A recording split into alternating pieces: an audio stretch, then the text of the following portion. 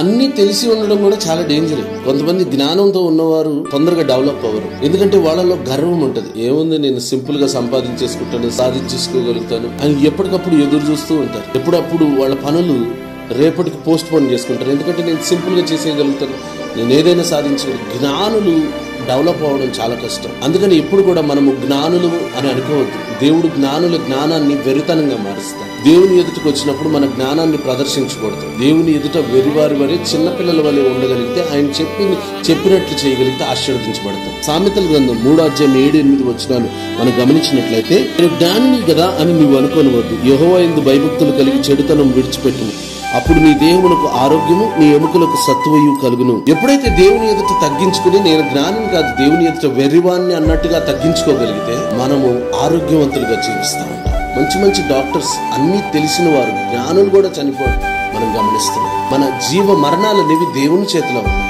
కాబట్టి ఎప్పుడు కూడా దేవుని ఎదుటికి వచ్చినప్పుడు నేను జ్ఞానిని అనుకోవద్దు.